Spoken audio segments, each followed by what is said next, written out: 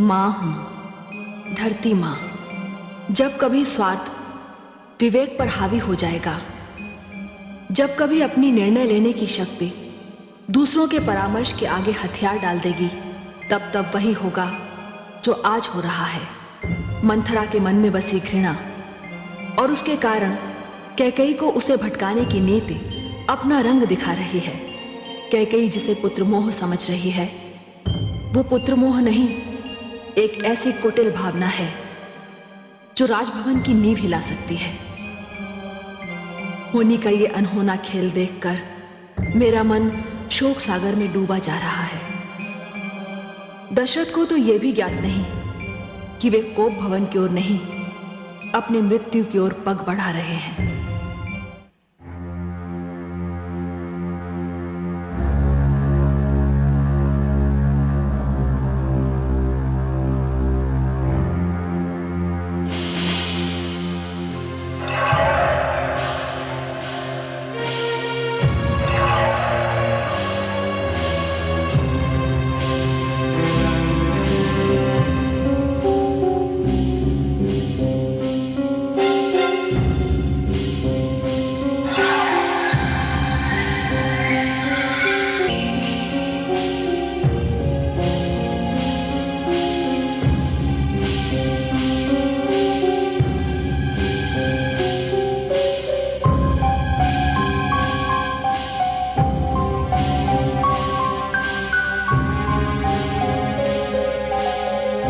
मैं क्या देख रहा हूं प्रिय?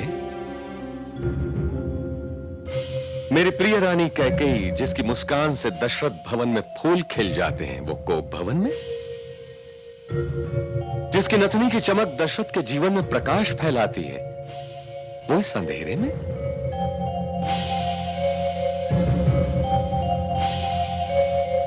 क्या हुआ प्रिय?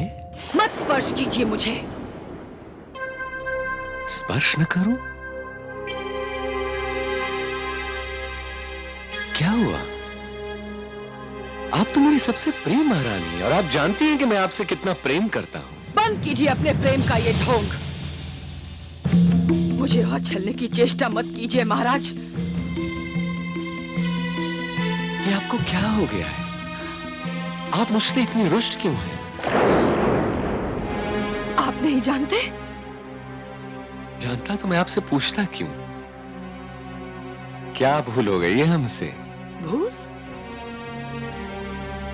भूल तो छोटी होती है महाराज। अपराध कहिए। अपराध? चलिए यूं ही सही। क्या अपराध हो गया है हमसे? अपनी जीवन संगनी से जीवन के भेद छुपाना अपराध नहीं तो और क्या है? क्या छिपाया मैंने आपसे? अयोध्या के शूद्र नागरिक तक को ज्ञात है कि राम युवराज बनने वाला है, किंतु आपकी इस महारानी को किसी ने यह बताने का कष्ट नहीं किया। आपने भी? ओह, तो ये कारण है आपके रुष्ट होने का? मुझसे हर बात छुपाई गई, चुराई गई। मैं पूछने गई तो आपने और महारानी कौशल्या ने अचानक चुप्पी साध ली। आपका क्रोध उचित और रूठना स्वाभाविक है, किंतु क्या आप ये नहीं पूछेंगे कि हमने आपसे ये बात क्यों छिपाई? जब आपने मुझे ये बात नहीं बताई तो मैं आपसे क्यों पूछूं? सुनिए देवी, आप मुझ पर तनिक भी संदेह न करें। मैं जानता हूं कि आप पुत्र राम से कितना स्नेह करती हैं। मैंने सोचा कि मैं आपको ये शुभ समाचार अचानक सुनाकर चौंका दूंगा, आप खेल उठेंगी। इसलिए तो मैंने कौशल्या से भी आपको ये समाचार देने के लिए मना कर दिया था। प्रिय, मैं आपके उस प्रेम की सौगंध खाकर कहता हूं जिसके बिना मैं एक सांस लेने की कल्पना भी नहीं कर सकता कि मेरा और कोई अभिप्राय नहीं था।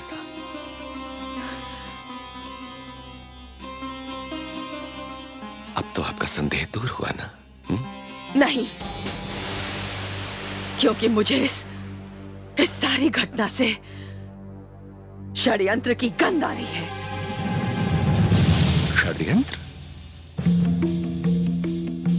मैं अपनी सबसे प्रेम महारानी के विरुद्ध षड्यंत्र रचूंगा? ये आप क्या कह रही हैं? मुझे यही लगता है।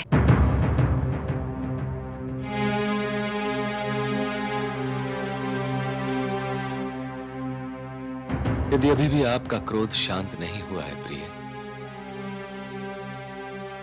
तो मैं अपना अपराध स्वीकार करता हूं। यदि आप मुझे कोई दंड देना चाहें, तो मैं नतमस्तक हूं। मैं आपको कोई दंड नहीं देना चाहती। मैं तो आपसे कुछ लेना चाहती हूं। तो फिर देर काहे की? आज्ञा कीजिए, क्या चाहती हैं आप? आपको स्मरण है, युद्ध भूमि में मैंने आपके प्राणों की रक्षा की थी और आपने मुझे वचन दिया था कि मैं जब भी चाहूं, जिस दिन भी चाहूं, आपसे 2 वर मांग सकती हूं। भूल तो नहीं गए? मैं रघुवंशी हूं प्रिय, रघुवंशी।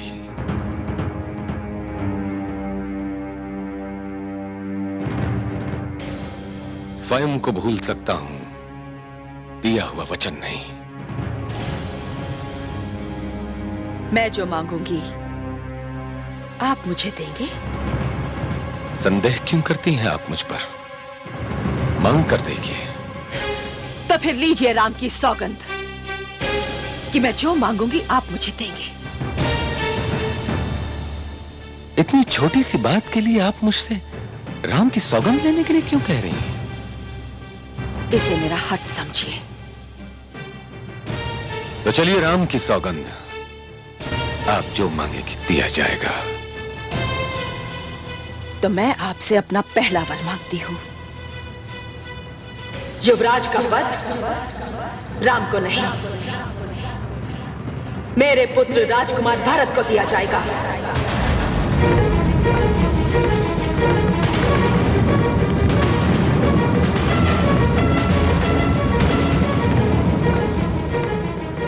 क्या? युवराज भरत ही होगा।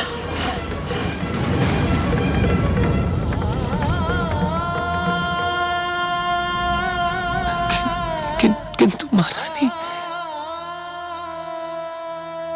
अभिषेक की सारी तैयारियां पूर्ण हो चुकी हैं और हमारा पुत्र राम युवराज के रूप में जनता को सबसे अधिक प्रिय है, और वो आपको भी तो सदा से सबसे अधिक प्रिय रहा है ना?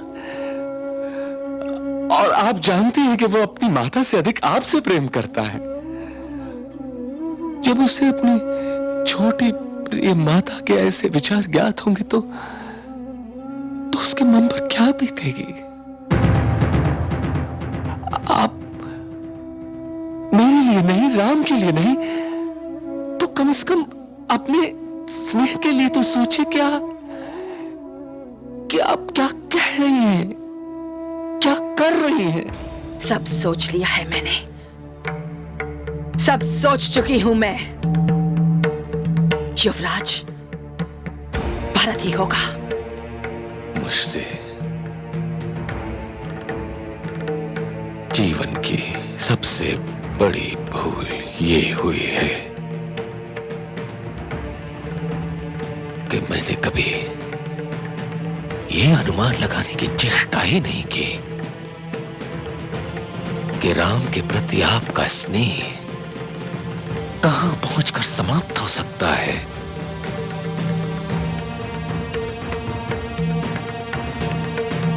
मुझे आज ज्ञात हुआ कि आप तो राम से प्रेम करते ही नहीं हैं।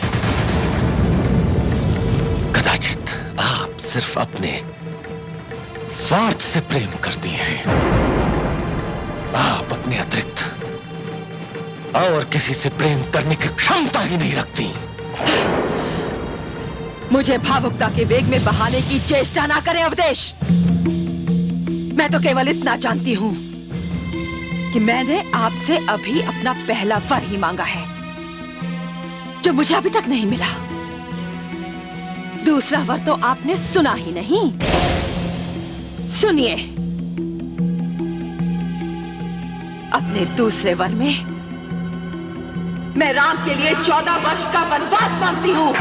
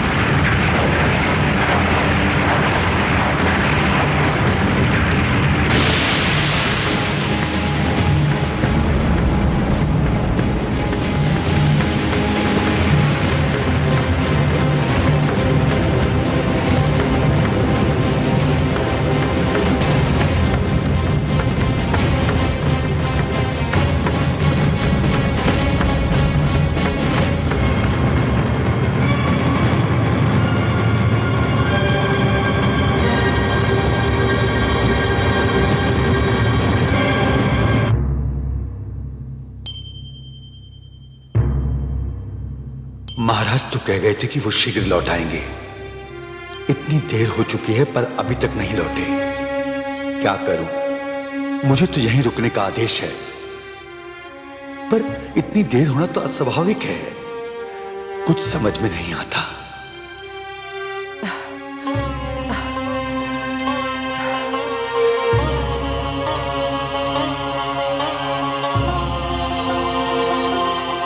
महामंत्री सुमंत, आपको छोटी रानी ने कोप भवन में बुलाया है। मुझे? परंतु महाराज कहाँ हैं? वे भी छोटी रानी के पास हैं।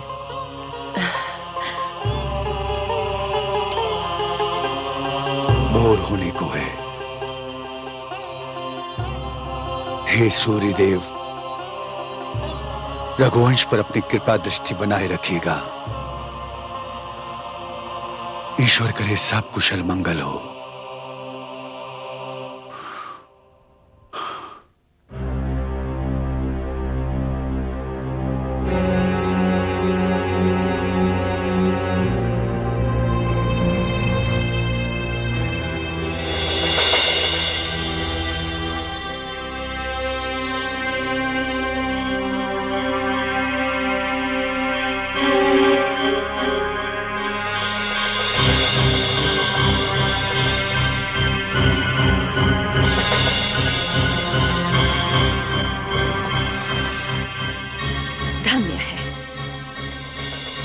निद्रा तो टूटी। उठिए रघुकुल भूषण।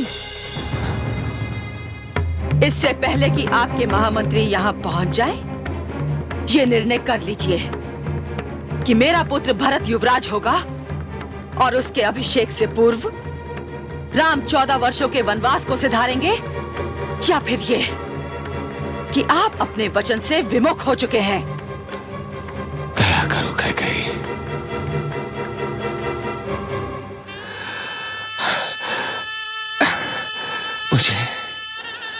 मुझे भरत को युवराज बनाने में कोई आपत्ति नहीं है। वो भी तो मेरा ही पुत्र है। मैं वचन देता हूं तुम्हें कि अब राम का नहीं, मैं भरत का अभिषेक करूंगा। तुम तो जानती हो कैकेयी कि मैं राम को एक क्षण के लिए भी अपने नेत्रों से दूर नहीं कर सकता। मेरे नेत्रों से ज्योति, शरीर से प्राण मत छीनो कैकेयी, मत छीनो। मुझसे मेरा राजपाट ले लो, कोष भंडार ले लो, मेरा सब कुछ ले लो, किंतु राम के वनवास का वर वापस ले लो कैकेयी। उसे 14 वर्ष का वनवास क्यों देना चाहती हो? वो इसलिए कि यदि राम अयोध्या में रहेंगे तो मेरे पुत्र का अभिषेक नहीं हो सकेगा, प्रजा विद्रोह कर देगी। और यदि राम 14 वर्षों के लिए अयोध्या से दूर होंगे तो प्रजा उन्हें भूल जाएगी। अरे राम, मेरे प्राण है, कैकेयी प्राण है। तुम प्यासे से जल को, दीप से लौ को, देह से श्वास को मत छीनो। तो फिर मुकर जाइए ना अपने वचन से। हाय अभागन, हाय, तू नहीं जानती कि तू क्या कर रही है। अरे क्या तूने मुझे इसी दिन के लिए बचाया था कि एक दिन मुझे सिसका सिसका कर मारेगी। तू हत्यारिन है, हत्यारिन। अपने हाथों से अपना सुहाग उजाड़ देना चाहती है।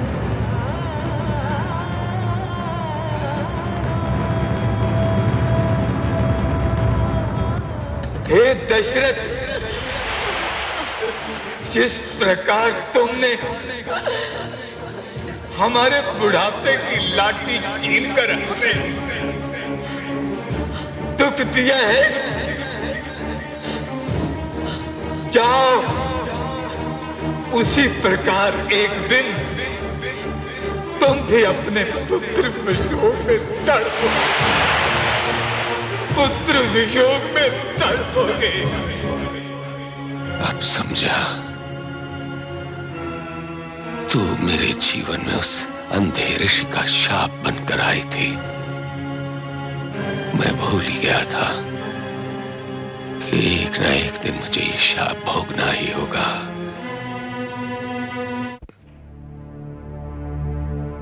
महाराज, मैं भीतर आ सकता हूं? महामंत्री सुमंत। अंदर आ जाइए महामंत्री सुमंत।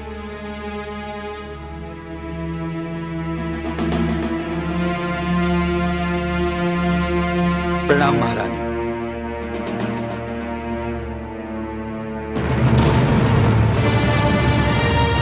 महाराज, महाराज, महाराज, महाराज, क्या हुआ आपको? क्या हुआ महाराज? महामंत्री। ये क्या बताएंगे? सुमंत, मुझसे सुनिए। मैंने इनको इनका वचन स्मरण कराकर इनसे 2 वर मांगे हैं। मेरे पुत्र भरत के लिए युवराज का पद और इनके पुत्र राम के लिए 14 वर्ष का वनवास।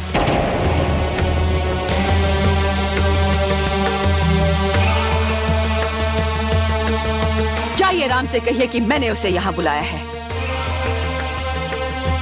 किंतु महारानी। किंतु और परंतु आपकी मर्यादा से परे की वस्तुएं हैं महामंत्री। यह अयोध्या की महारानी का आदेश है और आदेश का पालन करना आपका धर्म। जाइए। जी हाँ महारानी, सत्य कहा आपने, सत्य कहा। सुमंत, मेरी बात सुनो सुमंत, मेरी बात सुनो।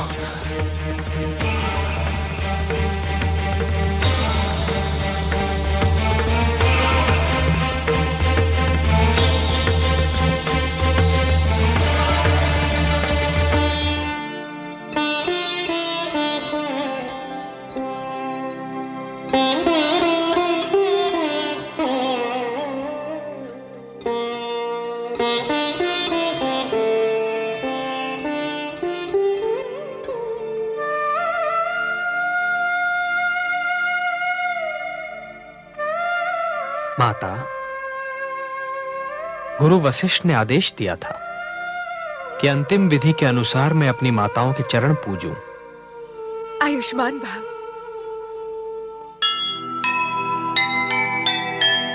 इधर राम जी कर रहे माता को प्रणाम,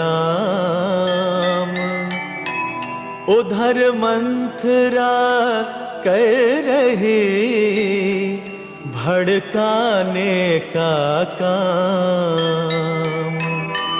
कथा खड़ी है मोड़ पर, क्या जाने क्या होनी के इस खेल को समझ न पाए समझ न पाए